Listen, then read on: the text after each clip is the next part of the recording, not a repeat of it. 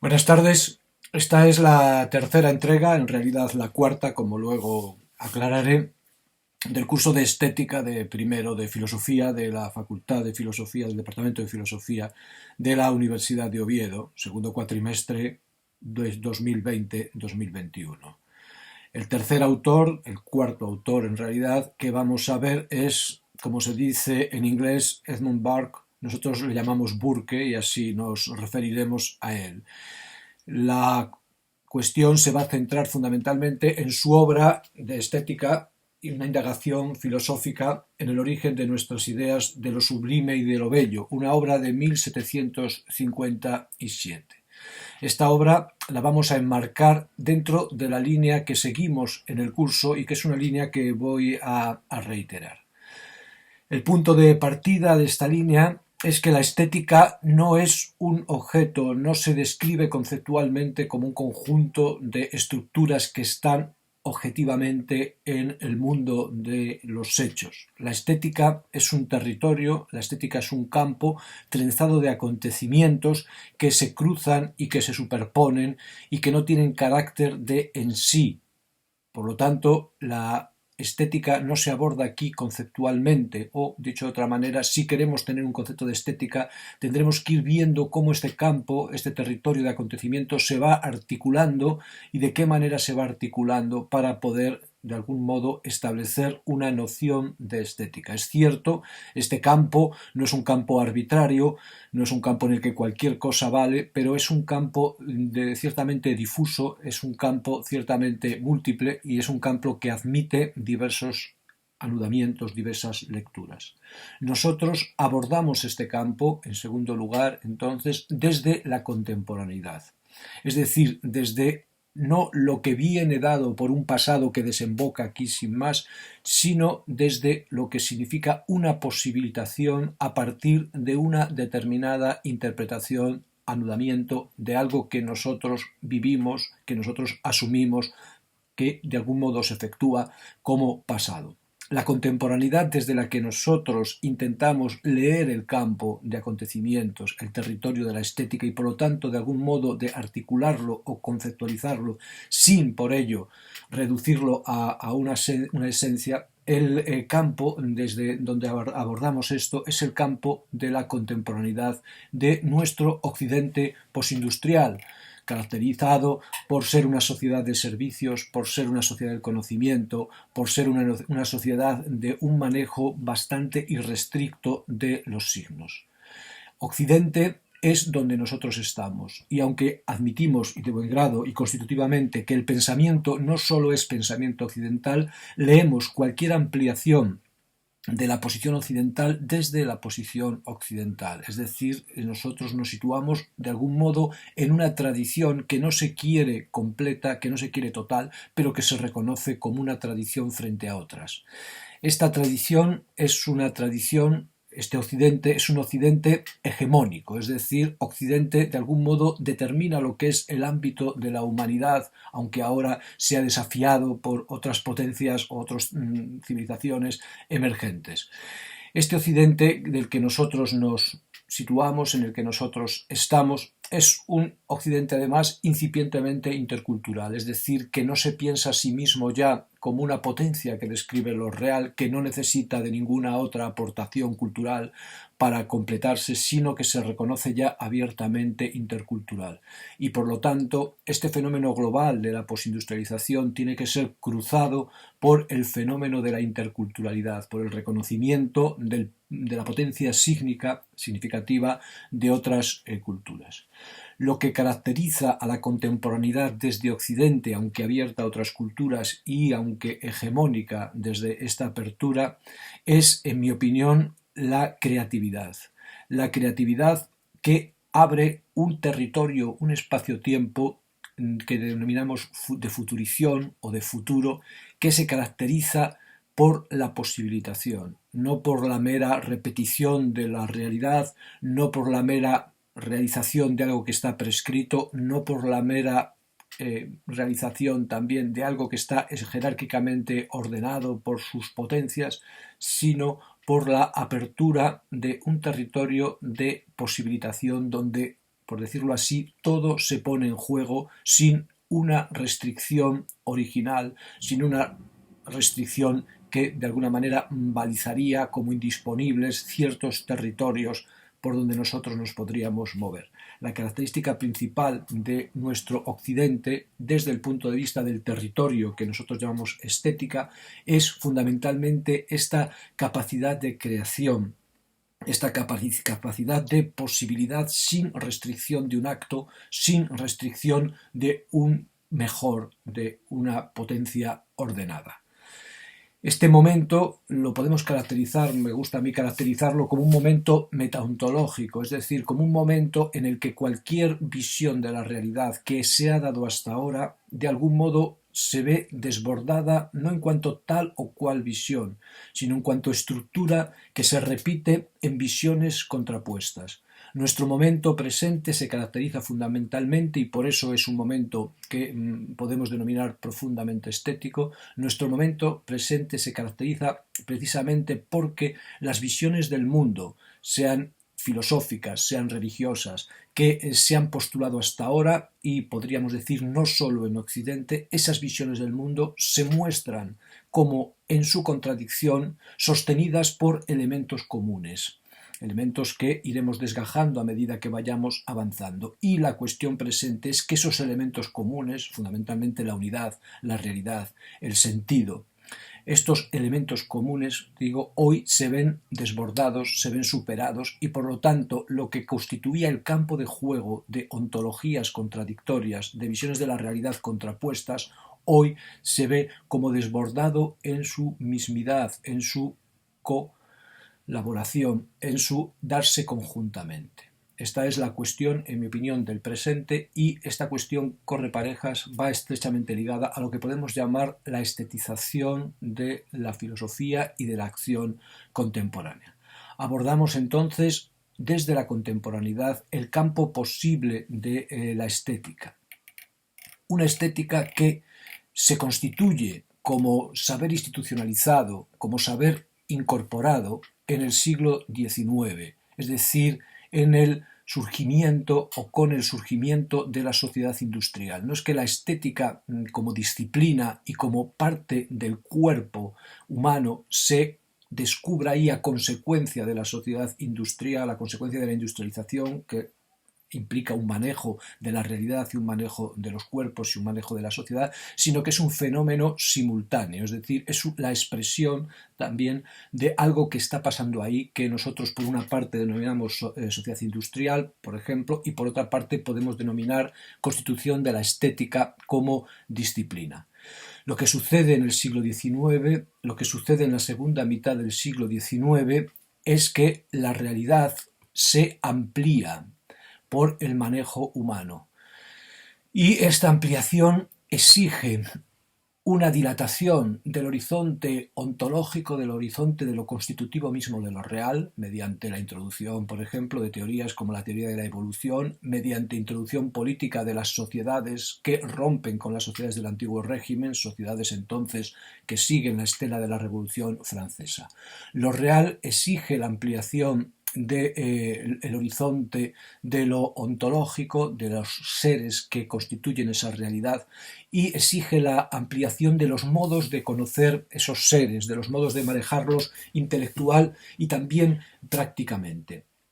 Por eso también la estética en este momento, el arte en este momento, entra como elemento real y entra también como conocimiento de lo real, algo que hasta ese momento no estaba del todo claro. Exige también esta revolución, esta ampliación de lo real que tiene lugar en el siglo XIX, repensar paralelamente el estatuto de los productores de esas ampliaciones, en este caso el estatuto de los artistas. En este momento, por consiguiente, se entiende que no solo lo meramente racional, lo meramente eidético es de alguna manera real, no solamente lo meramente racional, lo meramente cognoscible mediante el entendimiento y la razón es verdaderamente epistémico. La sensibilidad y la pasión, que eran capacidades humanas que siempre habían estado ahí, pero habían estado subordinadas o negadas, la sensibilidad y la pasión afloran entonces como fuente de conocimiento, como fuente que nos permite abordar y determinar y manejar la complejidad de una realidad que incluye entonces a la pasión, que incluye entonces al sentimiento como elementos constitutivos suyos y no meramente a la idea, no meramente a la estructura de corte eternizante. Se buscan entonces en este momento una serie de criterios para encuadrar estas nuevas epistemes, estos nuevos territorios de lo real que aparecen y sus manejos intelectuales y aquellos que los manejan, su estatuto. Se buscan criterios de enmarcamiento, criterios de descripción del territorio. Por ejemplo, la estética se empieza a describir en el siglo XIX técnicamente como algo que está a caballo entre la imitación y el disfrute. También se empiezan a ordenar las artes que cubren estos criterios, cubren estas exigencias, se empiezan a ordenar en nuevos sistemas de bellas artes, y estos sistemas criteriados de algún modo sirven de alimento, son asimilables y son fructíferos, por tanto, sirven de fuerza constitutiva para una sociedad en expansión que está derribando los límites del antiguo régimen, los límites de los estratos, de las estructuras de castas o de grupos sociales, de estamentos, y también las estructuras de una realidad excesivamente estática en la que el mundo, el alma y lo Dios eran tres capas, por decirlo así, diferentes. El Dios se naturaliza, el alma se vivifica, el mundo se hace tremendamente complejo, tremendamente variable, siempre de forma que pueda ser pensado. Es decir, de algún modo se produce aquí un doble movimiento de ampliación y también de circunscripción. Se necesitan nuevas categorías entonces para manejar, para abordar lo que está naciendo, lo que está creciendo. El arte en este momento empieza a definirse como algo que oscila entre una idea que de alguna manera lo limita, la idea de belleza ligada en principio a la idea de bien y luego de algún modo diferenciándose de esta idea, la idea de belleza y la obra de arte, la forma plástica en la que de algún modo el elemento indefinido, el elemento en expansión logra ser representado, logra ser aprendido, logra ser formalizado y de alguna manera puede ser asimilado sin que la potencia que encierra, que es toda la potencia de las nuevas revoluciones, de los nuevos cambios en política y en ciencia, lo desborden, lo desgarren. El arte entonces se convierte en un territorio cada vez más importante, cada vez más incorporado a la sociedad, cada vez más incorporado también como elemento dinámico, como elemento potencial, como elemento facultativo a la estructura misma de los cuerpos. Hay aquí, a continuación hay que señalarlo con radicalidad, hay aquí una torsión clave en este paso de las sociedades tradicionales a las sociedades modernas, de las sociedades anteriores a la Revolución Industrial, a las sociedades posteriores a la Revolución Industrial, de las sociedades de estamentos a las sociedades de ciudadanos. Hay una torsión clave que se acentúa hoy, que por eso nosotros la señalamos con tanta fuerza, una torsión clave que se acentúa hoy en el paso a la sociedad postindustrial y que está en el fondo de todo el proceso de nuestra historia, en el fondo de todo el proceso de nuestra tradición, y esta es una de las lecturas posibles de nuestra tradición, y es una lectura que fija como tradición elementos que están en nuestro pasado pero que no son nuestro pasado. Hay una torsión que está, como digo, en el fondo del proceso visto desde hoy. El manejo por limitación, por conformación de lo excesivo, de lo que parece que revolucionariamente va a romper no solo el orden establecido, sino la posibilidad misma de orden, la posibilidad misma de pensamiento, la posibilidad misma de manejo, la posibilidad misma de razón. Hay una torsión clave en cada uno de los cambios epocales de la modernidad y de la actualidad. El manejo de lo excesivo, de lo desbordante, que aparece tras cada cumplimiento de una era, de un sistema mundo, de una totalidad histórico, económica, cultural determinada. Este elemento aparece en un momento dado como lo ilimitado, aparece como lo terrible, como el elemento que se da en las revoluciones, como el elemento que se da en las grandes transformaciones, como el final de algo que libera una energía que había sido de alguna manera controlada por lo anterior y que ahora, potenciada por el cumplimiento de lo anterior, con mayor fuerza todavía, estalla porque pone en el presente la fuerza de lo contenido y también la fuerza estallada del continente. Lo pone como elementos, como fragmentos que tienen que ser recompuestos. Nosotros estamos asistiendo hoy, y esto es uno de los elementos fundamentales de la estética contemporánea, y también entonces de todo lo que llamamos campo estético, aunque no sea una estructura conceptual, nosotros estamos asistiendo hoy, y por eso nos interesa pensar cómo fue en el paso de la sociedad tradicional a la sociedad moderna, nosotros estamos asistiendo hoy al estallido de la forma, al estallido del eidos, al estallido de lo plástico que constituye el mundo industrial, que constituye el mundo que va desde 1798, podemos decir, hasta 1970, 1980. De algún modo reaparece hoy lo deinótico, reaparece hoy lo excesivo, reaparece hoy lo amenazante, reaparece hoy lo terrible, que de algún modo es el elemento sobre el que nosotros hemos ido recortando y de algún modo definiendo nuestros sistemas civilizatorios, nuestros sistemas de signos, nuestros sistemas culturales, nuestras formas de vida.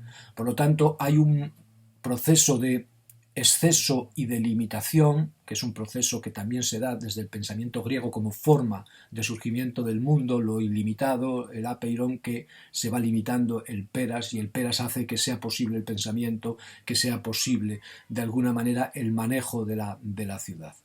Hay un proceso entonces de exceso y de limitación que reaparece hoy como una exigencia del presente, hoy aparece como creatividad, pero que apareció también en cada uno de los momentos epocales en los que se produjo una ruptura de los sistemas totalizadores del haber de aquel momento.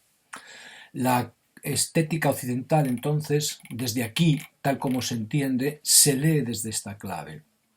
Se lee no sólo como la reflexión sobre los avatares de la idea de belleza, no sólo como la reflexión sobre los avatares de la obra de arte y sus lecturas, sino fundamentalmente como el manejo de lo deinótico, el manejo de lo terrible, el manejo de lo excesivo, el manejo entonces de la creatividad y en la creatividad, y a la vez como una lectura en paralelo del estatuto de sus manejadores, un estatuto que ha pasado por diversas fases, desde una fase de desprecio por no poder integrarlos en lo limitado de la ciudad, como es el caso de Platón, hasta una fase de idolatría, como es a partir del romanticismo. Hay que ver entonces la relación ambigua de este manejo de lo deinótico, de lo excesivo, de lo tremendo, desde la exclusión platónica hasta, hemos visto, la integración catártica en Aristóteles, hasta lo que podemos leer hoy como su provocación. Hoy, de alguna manera, nosotros provocamos conscientemente lo deinótico. Quizá no buscamos ya, como Aristóteles, encuadrarlo en la ciudad para sacar de ahí, de la manera que veíamos en su poética, la fuerza para mantener unida la ciudad. Hoy ya no lo excluimos, como hacía Platón, porque no fue capaz de integrarlo en la paideia, en la formación del ciudadano, en la educación y en el manejo de la ciudad. Hoy provocamos lo deinótico y por lo tanto estamos en una situación de creatividad extrema. La estética contemporánea no tiene que ver con la idea de belleza, que es una idea que tiene que ver con la limitación y no con la ilimitación. La estética contemporánea no se da como reflejada en las obras de arte, que son formas en las que lo finito integra lo infinito, esta provocación, este deinos, sino, como os digo, la estética contemporánea se da en la provocación misma de lo deinótico y por lo tanto como algo que exige su reconocimiento como creatividad plena, como creatividad en la futurición, como creatividad en una posibilitación sin acto y sin medida de su realización, sin jerarquía de los mejores posibles. De algún modo entonces cambia o se transforma o se reconoce la profundidad de lo estético más allá de su encuadre en la academia como el campo de proyección, el campo de posibilitación de la creatividad. Hemos visto hasta ahora tres momentos de esta relación. Dos de ellos están en los vídeos de este año y otro remití para su reflexión a unos vídeos que tenía grabados del curso pasado. Hemos visto a Platón en el Ion, donde lo artístico, lo deinótico entonces, lo creativo, no es ni epistémico ni real, porque Platón no puede integrar una ciudad y entonces lo excluye de esta manera.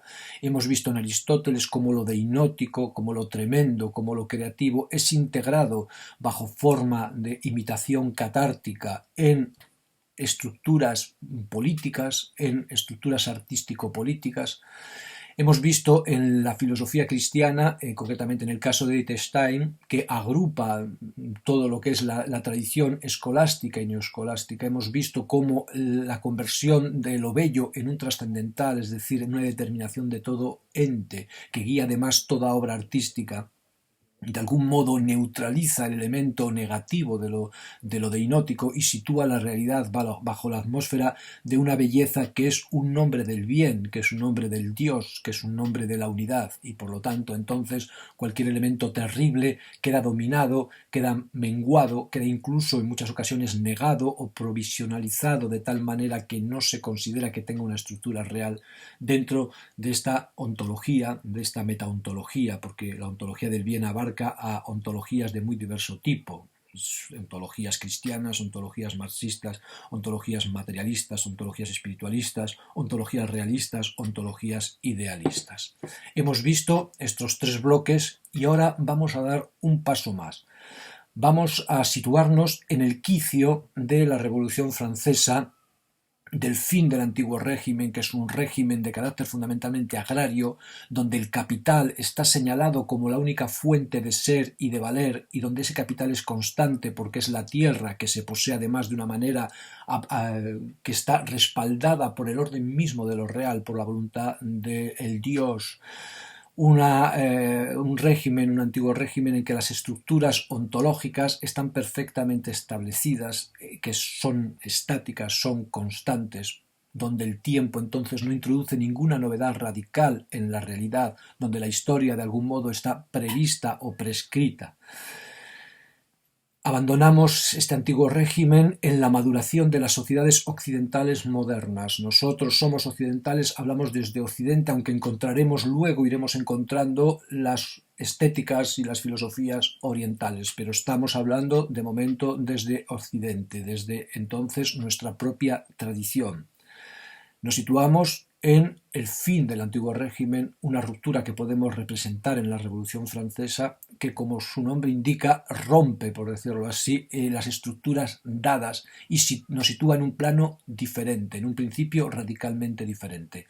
Pasamos de universos, por decirlo así, perfectamente estructurados a universos dispersos, en principio, universos constituidos, encarnados en el ciudadano, que vale por sí mismo, en la persona, diríamos, que se caracteriza por su razón y por su libertad conjugadas, es racional por ser libre, es libre por ser racional, frente a las estructuras estamentales, estructuras corporativas del antiguo régimen, donde la individualidad no computaba sobre la estructura profunda de la realidad, no sobre su propia vida. Asistimos a un cambio, a una puesta en marcha del universo, a la aparición del tiempo y de la historia como realizadores, como realizativos, primero de una manera que equivale funcionalmente a la de la ontología antigua porque se encuentra lo que ya existía, y luego de forma paulatina, de forma cada vez más potente, a una temporalidad que rompe la estructura de remisión a un pasado prototípico que ordena, aunque sea bajo el nombre de un futuro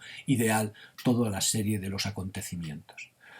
Vamos a abordar el significado profundísimo de esta revolución, de estas estructuras que se combinan después con elementos del romanticismo, como veremos. Vamos a abordarlo en la línea Burke, Kant y Schiller.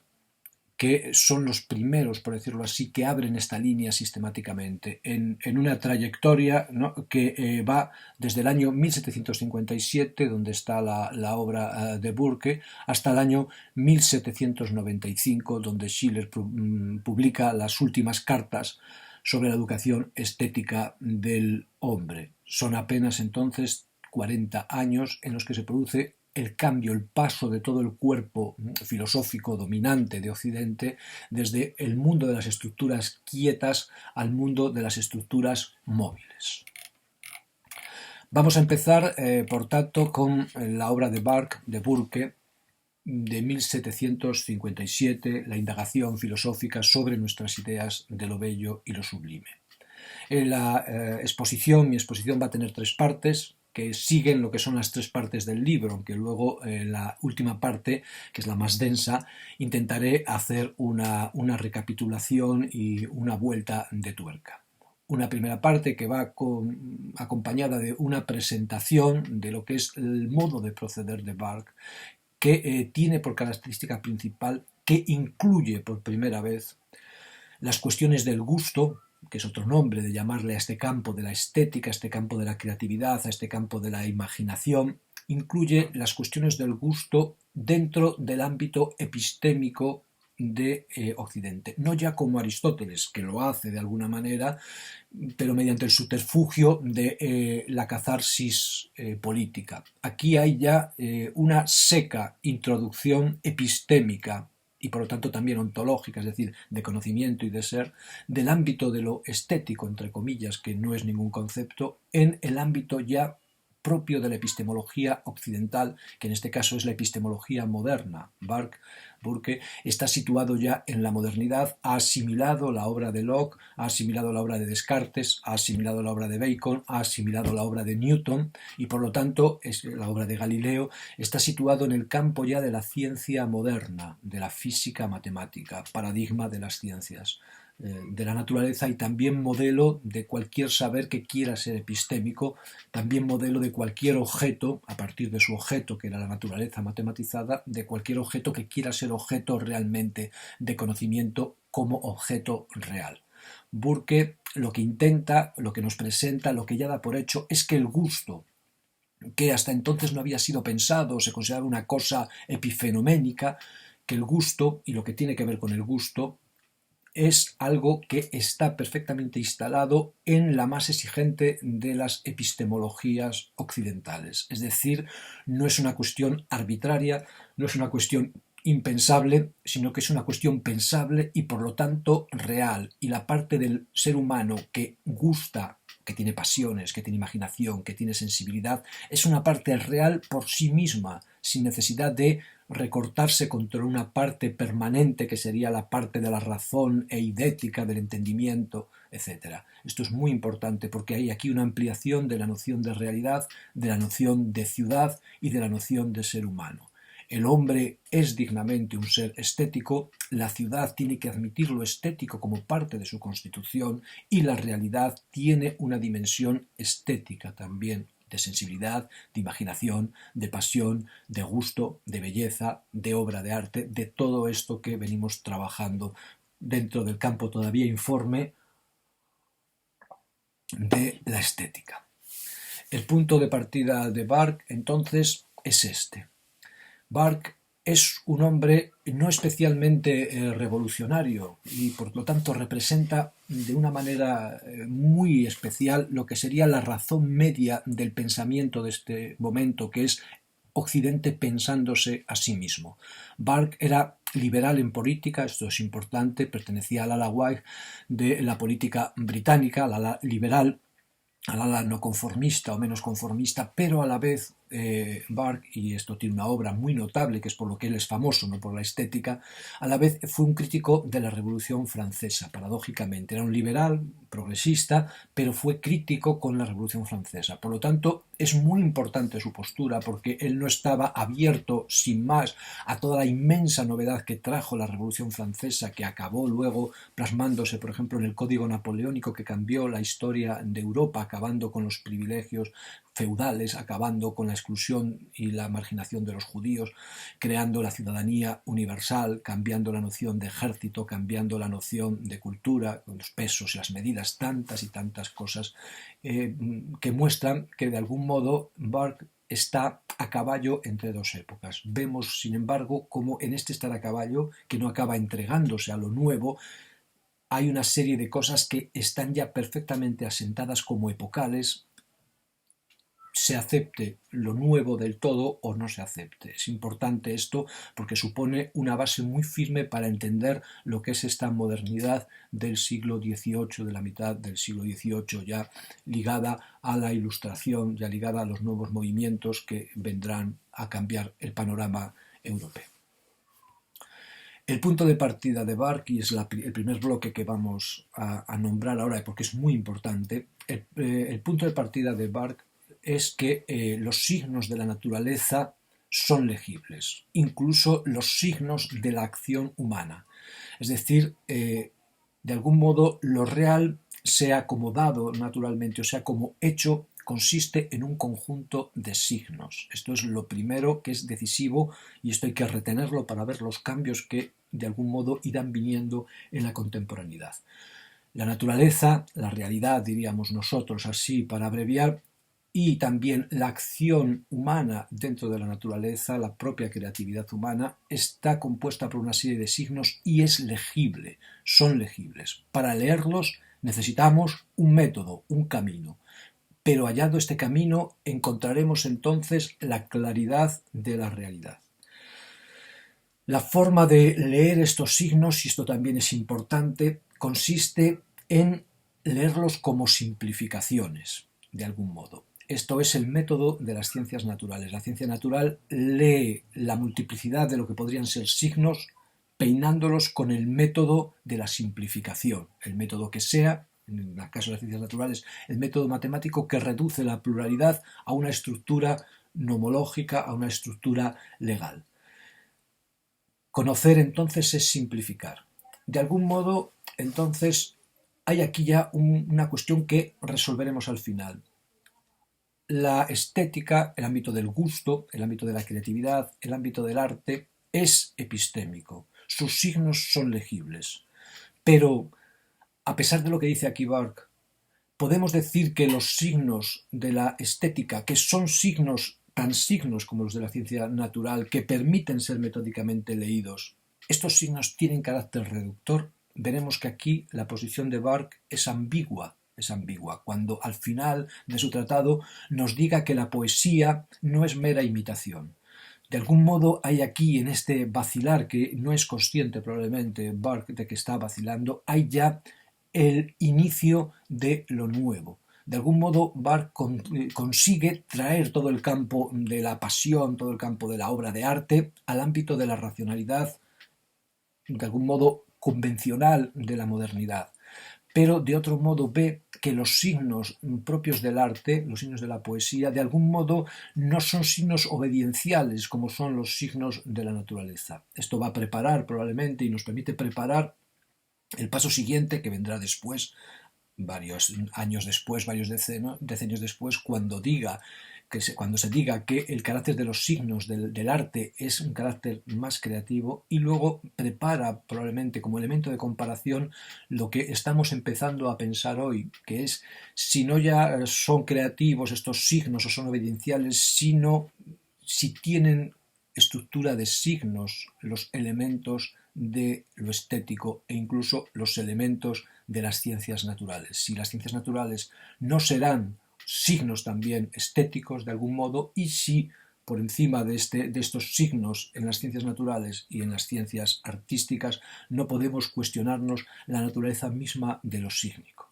Burke no llega, no está ni cerca de esto, pero desde aquí se entiende bien, desde esta posición media de la modernidad, lo que va a pasar después en la posmodernidad. Lo que aquí ahora se abre como una ganancia, conseguimos que lo irracional sea un elemento pararracional, se racionalice, aunque no con el mismo nivel probablemente que las ciencias naturales, pero de forma suficiente, para luego, posteriormente, de algún modo, en la posmodernidad, poner en discusión toda esta estructura, y no solo la estructura de lo artístico, sino también la estructura de lo científico. Por eso hablamos de posmodernidad.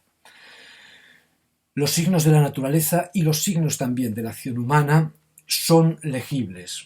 Necesitamos un método de reducción de lo complejo a lo simple, necesitamos un método que, mediante la comparación de diversos ámbitos, nos permita alcanzar los principios de la naturaleza y también los principios de la acción humana, en este caso los principios del gusto, los principios de la sensación, los principios de la imaginación. Estamos siempre, y esto es fundamental, en el ámbito de lo físico. Fijaos bien, esto es muy importante. Lo estético, que en Platón fue llevado al ámbito de lo divino, del ámbito del delirio, que en Aristóteles fue llevado al ámbito de lo técnico, sí, pero de algún modo ligado a una necesidad de purificar, de alguna manera de limpiar, de drenar la potencia de lo artístico. Aquí lo artístico, aquí lo estético es llevado al ámbito de lo físico. De algún modo, Barthes piensa que la estética es una disciplina científica porque todo lo que acontece en su ámbito, todo, incluido lo que acontece en el ámbito de la imaginación, todo tiene causas físicas. De algún modo, esto es la modernidad de la posición de Barthes, que, aceptando la estructura profunda de la modernidad, la reducción de todos los acontecimientos a física matemática, la naturalización de lo espiritual o de lo cualitativo, de algún modo, desde aquí incluye algo que había quedado excluido anteriormente, que era el carácter también científico, por físico, de la estética. La estética entonces adquiere, o el ámbito de lo estético, adquiere una estructura de ciencia natural, de conocimiento riguroso, aunque con las ambigüedades que veremos. Este punto es fundamental. Se amplía entonces la noción de realidad, incluyendo la sensibilidad y la imaginación, se amplía la realidad de los objetos de la sensibilidad y de la imaginación, pero a cambio de incluirlos en el ámbito de lo natural, ¿no? Se naturaliza, ¿no? Hay aquí una torsión importante porque esta naturalización implica también una simplificación, que luego veremos de algún modo acaba siendo cuestionada cuando hablamos del carácter de lo propiamente poético como no meramente imitativo. Hay aquí entonces un campo de fuerzas, decimos lo estético es un acontecimiento, lo estético es un territorio. Vemos aquí unas fuerzas que no forman una unidad clara, que no forman una unidad conceptual. Dice Barthes de forma también muy aguda, que lo que esto quiere decir es que si nosotros no podemos conocer la verdad de lo natural o de lo artístico, sí tenemos instrumentos suficientes para refutar posiciones irracionales, posiciones débiles. De algún modo, entonces, este método nos muestra la fuerza, la potencia de nuestra posición.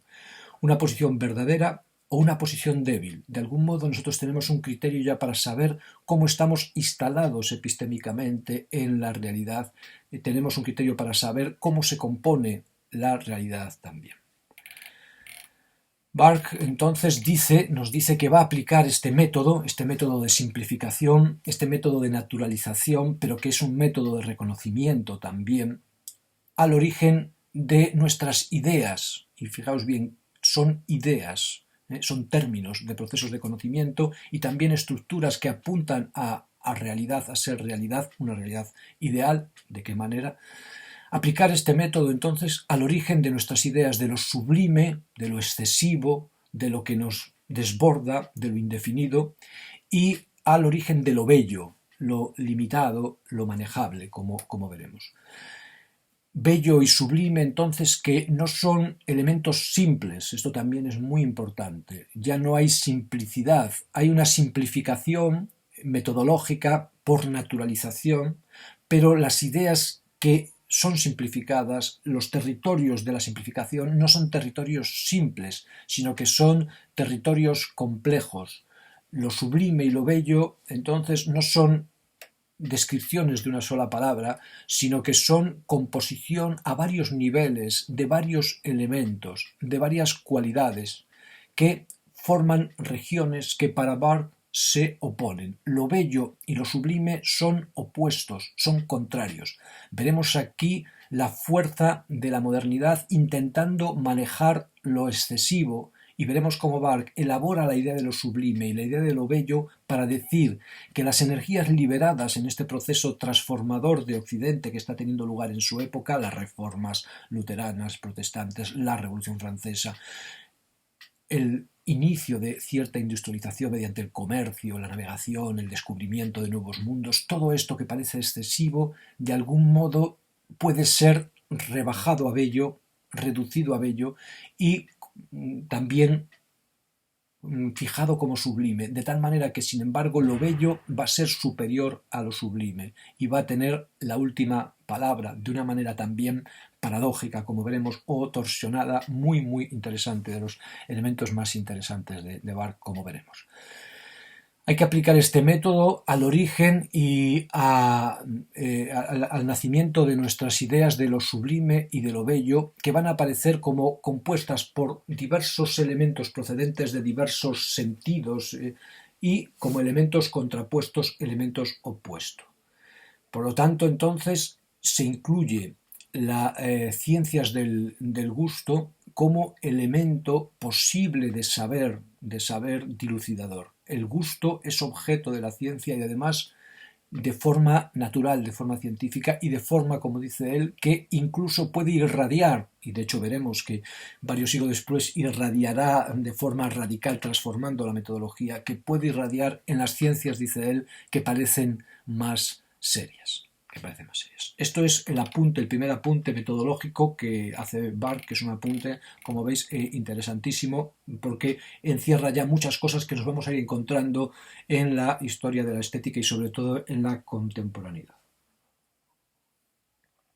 El segundo punto de la exposición de Barthes, de Burke, es un tratado que coloca en la segunda edición de la obra sobre el gusto, porque parece que no quedó claro a sus contemporáneos qué quería decir exactamente en el cuerpo principal de su obra, que es lo que analizaremos en el próximo vídeo, que fue lo que primero se publicó, y él introdujo una introducción hablando del gusto, una introducción temática, donde fija su posición filosófica. Lo que dice Barthes, entonces, aquí como punto de partida, es que la razón, el pensamiento en el ser humano es un pensamiento normado, un pensamiento que está sujeto a leyes. Esto no se discute, esta es la base misma de la modernidad e incluso por elevación podríamos decir que la base de todo el pensamiento occidental. La razón, el logos, es estructural, es la estructura misma de lo real incorporada en la subjetividad humana. Pero lo que añade Barthes aquí es también de alto calado, como ya se viene viendo. La razón es la misma en todos los hombres, es una estructura universal, pero también el gusto, esto que parece tan arbitrario, tan subjetivo, es lo mismo en todos los hombres. Es decir, no necesitamos, podemos decirlo nosotros así, las prisiones, las estructuras estamentales del pasado, las definiciones de las funciones humanas, hechas de forma rígida para universalizar al hombre. Incluso lo que parece la parte más subjetiva, la parte más arbitraria, la parte más irracional, más delirante del hombre, que es el gusto, que a mí me parece que es total, yo creo que esto me sabe así o me sabe asado, para Barthes es también la misma en todos los hombres, es decir, las estructuras del hombre, del ser humano, tanto desde el punto de vista racional y podríamos decir de la razón teórica y de la razón práctica, como desde el punto de vista de la razón estética, de la razón más vital, más creativa, son universales, son comunes a todos los hombres. El gusto, entonces, y esto es importantísimo porque permite manejar socialmente, en una época de dispersión social, de fin de los estamentos, permite manejar de otra manera la masa liberada de los individuos. Fijaos bien que esto es muy importante. De algún modo se libera de sus estamentos, incluso estamentos en el propio cuerpo, esta energía, pero no irrumpe lo arbitrario, sino que esta energía liberada es normada y por lo tanto permite manejar una realidad más liberada, de forma también absolutamente racional. Es un avance como el mismo que dio Aristóteles respecto a Platón. Platón tuvo que eliminar lo deinótico porque no podía manejarlo. Aristóteles descubre un manejo de lo deinótico, de lo excesivo, que no solo no destruye la ciudad, sino que la potencia. Aquí sucede igual. El gusto, lo disperso, no necesita estar cerrado, puede estar abierto perfectamente y la sociedad puede ser amplia, puede ser más liberal, más abierta, menos enclasada, y a la vez no perder nada de su funcionamiento ordenado. Al contrario, ganar un orden superior, mucho más flexible, mucho más amplio y, por lo tanto, mucho más rico económicamente, mucho más dilatado. Fijaos bien que son cosas que coinciden todas en este momento. El gusto, entonces, la estructura, la norma del gusto, es la misma para todos los seres humanos, dice Burke. El gusto, entonces, tiene unos principios fijos. Yo puedo decir me gusta esto, me gusta lo otro. Analizando, comparando, vemos que las estructuras del gusto son estructuras arcaicas, son estructuras de principio. Por lo tanto, incluso los elementos extremos del gusto, como la imaginación, la capacidad de fabulación, de ficción, también están sometidas a estructuras universales. La imaginación, dice Burke, excluida y ahora necesaria para el nuevo mundo que viene, que necesita de su proyección para descubrir nuevos lugares y para concebir nuevas formas de gobierno, que no son las formas que ahora vamos a deshacer, para concebir nuevas relaciones con Dios o con el Dios, que no son las relaciones tradicionalmente normadas por la Iglesia Católica. La imaginación que es necesaria para vivir en una sociedad mucho más compleja que la sociedad feudal, que la sociedad medieval, también es universal, también tiene que someterse a algunas leyes invariables y seguras, y por lo tanto también es epistémica en este sentido, y sus objetos también son objetos reales en este sentido. Las diferencias que vemos en el gusto, las singularidades, las idioteces, diríamos etimológicamente, del gusto, no son tan relevantes como se cree, no afectan a la estructura profunda de la universalidad de lo estético, en cuanto gusto, en cuanto imaginación. Las diferencias no son tan relevantes como se cree. Las diferencias se deben a costumbres, se deben a tradiciones, pero cuando comparamos, simplificamos. El método comparativo es un método que nos lleva a ajustar la simplificación como modo de explicación. Lo universal está presente.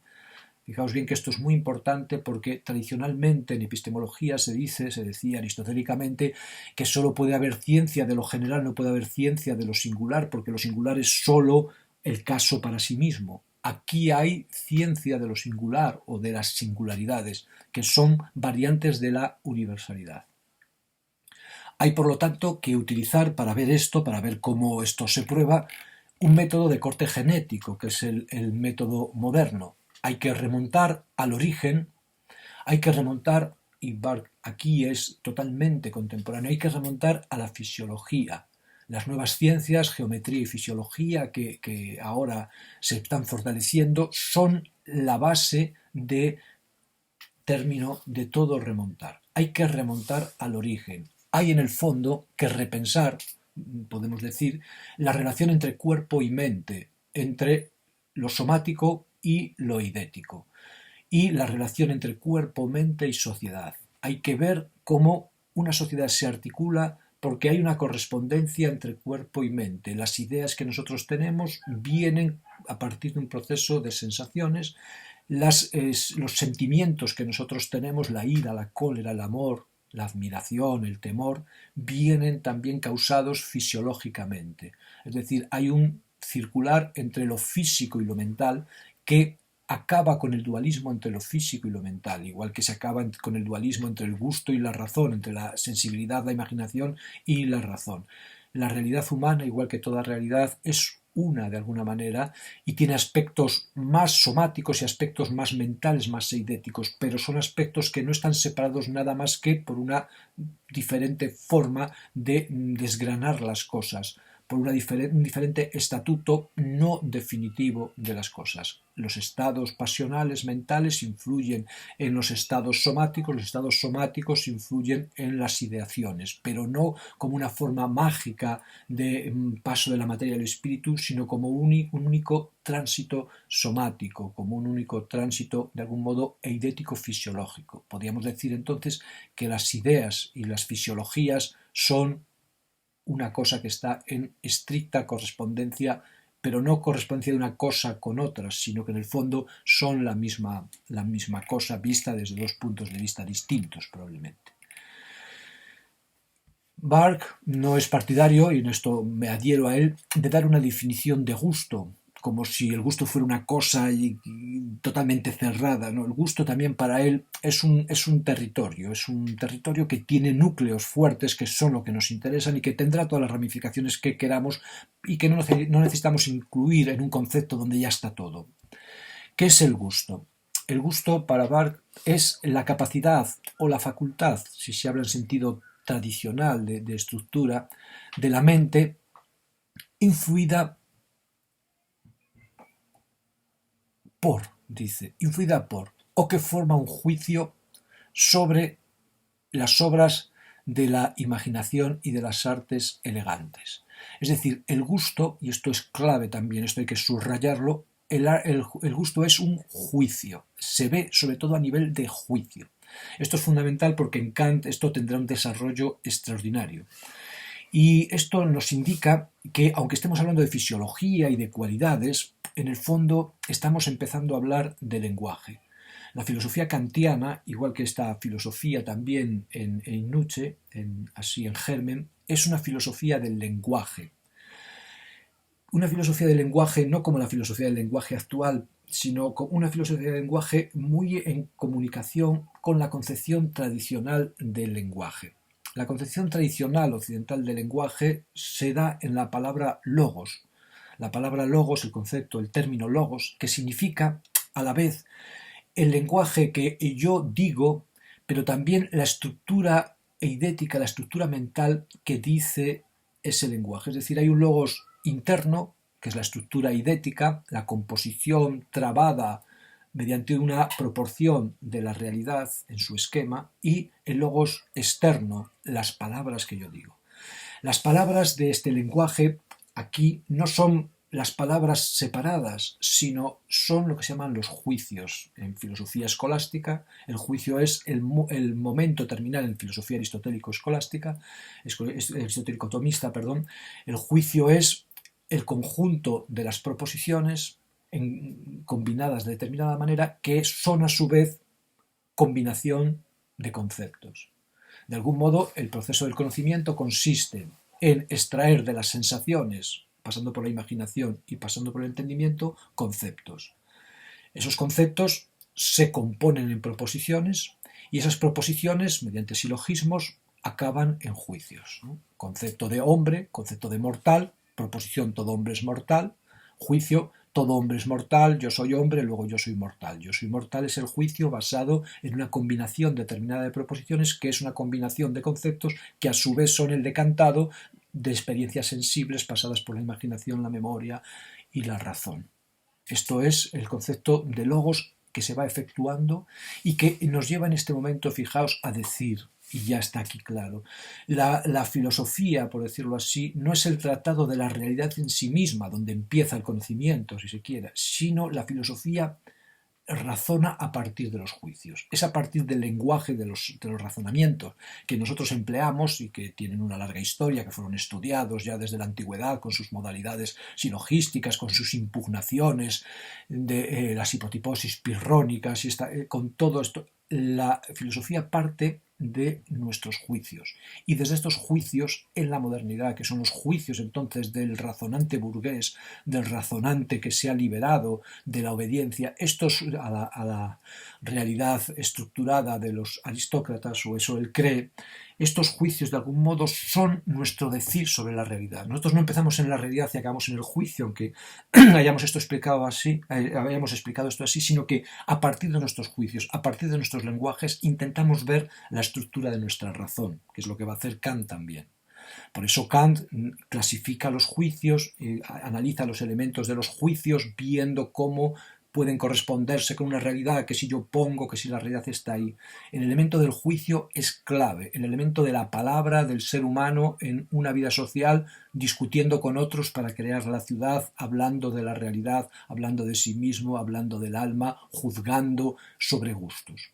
Los gustos también se dan a través de juicios. Los juicios no son solo juicios cognitivos, juicios de las ciencias, no son solo juicios morales, sino que son juicios de gusto.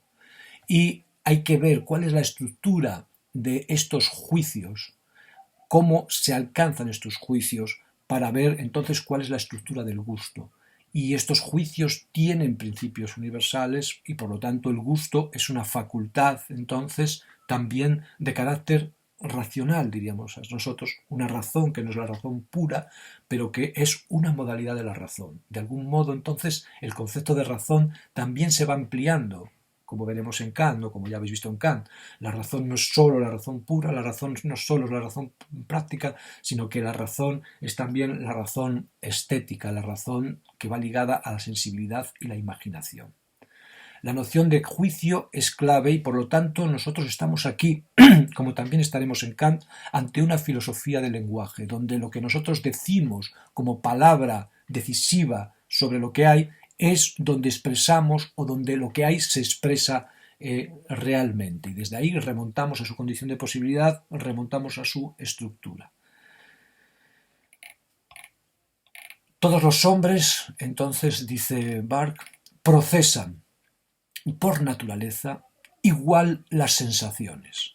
La cadena sentido, imaginación, juicio, sensación, imaginación, juicio es la misma estructuralmente en todos los seres humanos.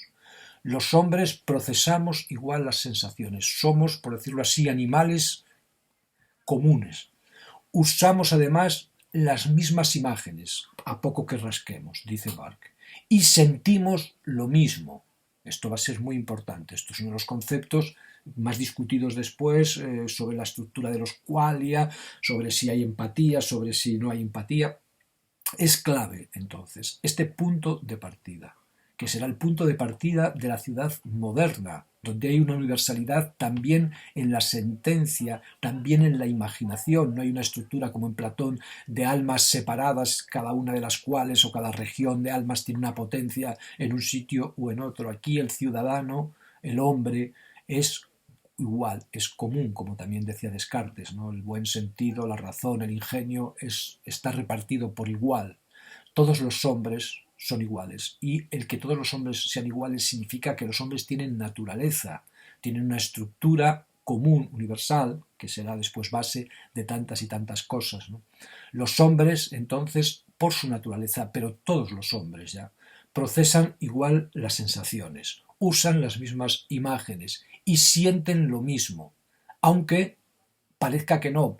El que no se debe a que tienen distintas costumbres, que introducen variaciones que nos chocan mucho, que nos salen de ojo, pero que luego se ve que no van tan lejos como parece. Lo común, entonces, es lo que nos permite hablar de naturaleza humana y lo que nos permite hablar de universalidad y lo que nos permite hablar de una sociedad, en principio, democrática. Una sociedad que además se ve ampliada por la aportación no solo racional sino sensitiva de cada uno de sus habitantes, que no se pierde en el caos porque está estructurada universalmente.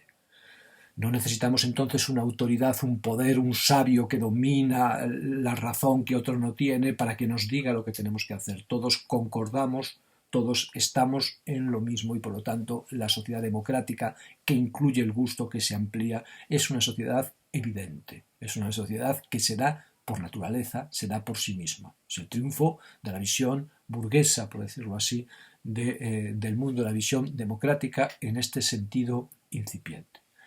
Cuando se dice que de gustos no se disputa, que no hay discusión porque cada uno tiene su gusto, simplemente piensa Barthes y expresa que lo único que dice es que no podemos predecir lo que un individuo determinado en un momento determinado va a sentir, pero esto no tiene mayor relevancia. Barthes piensa, y probablemente nosotros hoy sabemos que es así, a partir de los algoritmos, que sí que se puede predecir, aunque sea estadísticamente, pero con un tanto por ciento altísimo de probabilidad, lo que un particular va a sentir en una circunstancia particular. Es decir, está puesto un camino que no necesita planificarse, no necesita decir que todo va a ser totalmente así, sino que pone las bases para que en el fondo todo vaya a ser así, y mientras no se puede explicar todo, tampoco importa porque lo fundamental está ya explicado. Se puede consentir un no cerrar cuando se sabe que el elemento que cierra es potentísimo. El gusto, entonces, es común a los hombres, igual que el placer, y tiene causas naturales, es decir, se produce aquí un fenómeno de naturalización, de fisicización, como decíamos antes. El gusto, entonces, puede ser estudiado desde la ciencia natural, por decirlo así. Por ello, y esto es lo fundamental, la segunda parte que ya venimos arrastrando, por eso, porque tiene causas naturales, podemos conducirnos a nosotros mismos, podemos conducir nuestras opiniones, podemos explicarnos a nosotros mismos, podemos manejarnos por el conocimiento de esta estructura. Esto es un elemento fundamental del pensamiento occidental. La realidad se deja pensar y ese pensar la realidad se puede practicar. La realidad nos da todos los instrumentos para que construyamos nuestra propiedad, para que construyamos nuestra morada. De algún modo, entonces, no estamos perdidos en esta ampliación de la realidad tan brutal que supuso el final del antiguo régimen, de la realidad del conocimiento, de las posiciones, de la estructura misma del cosmos, como ya se ve en Galileo, ¿no? Podemos conducirnos claramente, porque tenemos un método, en nuestras opiniones, es decir, en nuestras opiniones subjetivas y en nuestras opiniones políticas, en la construcción de la ciudad, por el conocimiento de esta estructura, de esta fisiología, en el fondo. El gusto es una cuestión fisiológica, una estructura que se puede conocer cuando se conozca la estructura del sistema nervioso, y nosotros podremos decir incluso del sistema sociológico entendido como un sistema nervioso, como un sistema cientificable. También la imaginación, decíamos, y esto es clave, también la imaginación tiene esta misma estructura. Es decir, la imaginación tiene una estructura que nos permite conducirnos. La imaginación tiene también una estructura que remite a causas naturales. La imaginación no es el enemigo que nos destruye y que nos saca fuera, sino que la imaginación es el amigo que puede ayudar a conducirnos. La imaginación tiene esta estructura individual y socialmente. La imaginación depende de los sentidos. Todo conocimiento, dice Barthes, siguiendo no tanto a Aristóteles como a Epicuro, todo conocimiento tiene su única raíz en los sentidos o en las pasiones, como decía Epicuro también. Todo conocimiento tiene su raíz en la sensación, en el suministro de información por parte de los sentidos. Y la imaginación está inmersa en esta estructura, en este marco, en este límite. Por mucho que vuele, por mucho que combine y por mucho que juegue, y probablemente tiene mucho que combinar, mucho que jugar, no traspasa este marco. Esto es muy importante, es decir, los sentidos y no la razón en el sentido de la idea tradicional, los sentidos son el marco de todo el pensamiento y de toda la acción humana. Las sensaciones y los sentimientos que provocan, como decía Epicuro. Ese es el marco donde nosotros nos movemos. De alguna manera la razón será un enfriamiento de esto y la imaginación también será un enfriamiento de esto. La razón, por mayor fuerza, tampoco puede traspasar el ámbito de los sentidos. Los sentidos son nuestra instalación total en la realidad. Esto es fundamental y sin esto de algún modo marca el territorio mismo incluso de la acción política. La imaginación tiene esta estructura, no puede producir nada nuevo, por lo tanto la creatividad es interna a las sensaciones y a los sentimientos.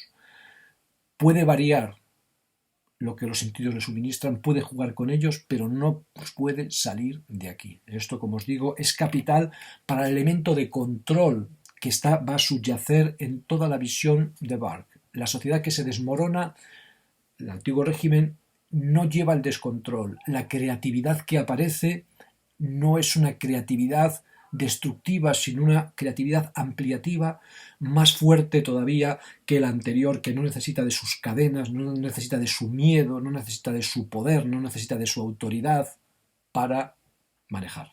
Esto, como os digo, es fundamental.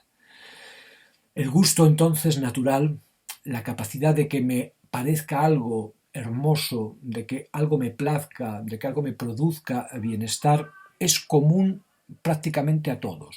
Y esto se ve, dice, analizando cualquier estructura de recepción de cualquier obra. Las obras buenas, las obras bellas, le gustan a todo el mundo. A unos les pueden gustar de forma más refinada y a otros el argumento más resumido. Pero es cierto, ¿no? La estructura de la Ilíada y la estructura de cualquier telenovela son muy parecidas.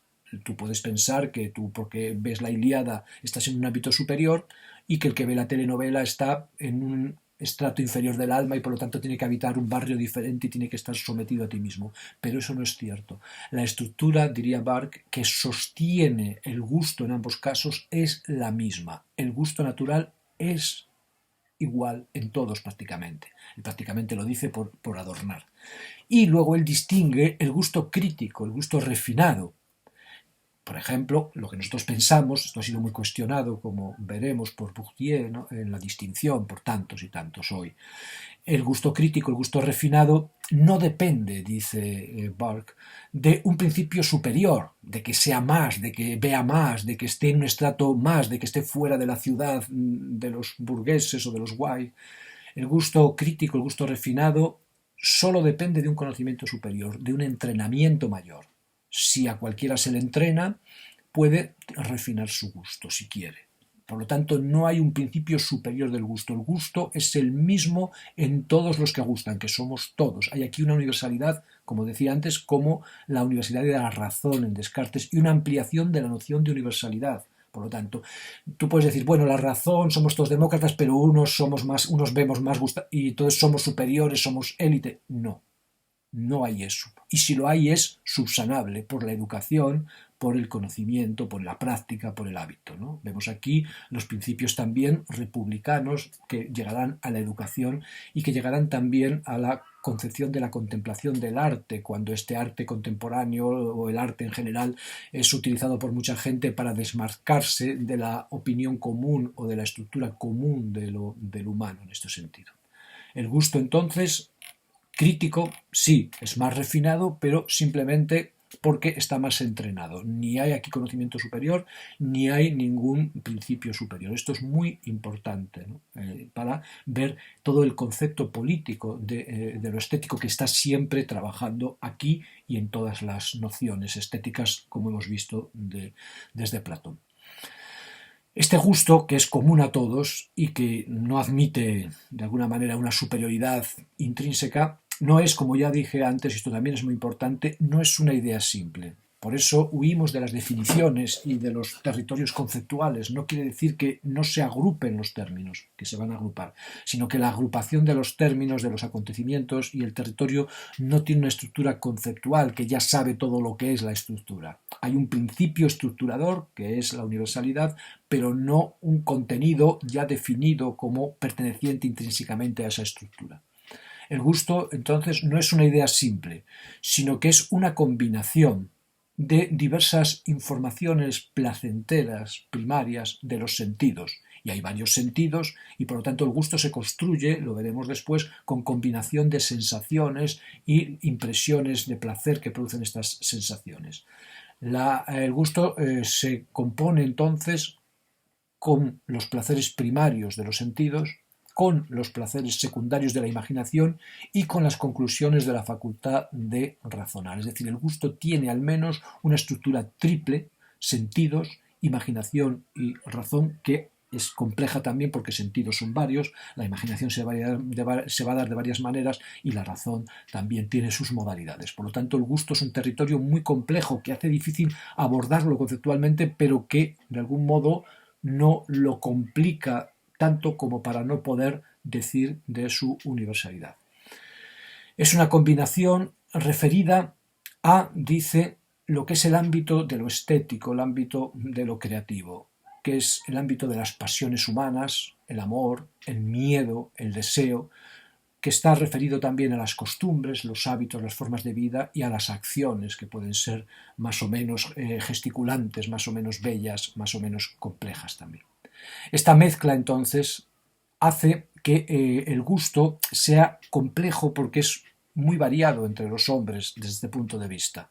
Esta mezcla entre la parte sensible del gusto, la parte imaginativa y la parte racional, esta mezcla entre su visión hacia las pasiones, hacia las costumbres, hacia las acciones, varía mucho entre los seres humanos y por eso está tanta complejidad de hecho del gusto. Y también, dice Barthes, aquí hay una invitación a refinar, por eso es posible entonces cultivar y ampliar y de alguna manera gustar más del gusto, porque hay muchos sitios donde aplicarse a perfeccionar, donde aplicarse a mejorar, donde dedicarse a cultivar. El gusto entonces se cultiva cultivando la sensibilidad, cultivando la imaginación, cultivando la razón en sus diversas modalidades mediante procesos que pueden darse en la vida privada, que pueden darse en la sociedad, que podrán darse en la escuela, por ejemplo, cultivando la sensibilidad, cultivando la imaginación, cultivando la razón en su composición y en su complejidad.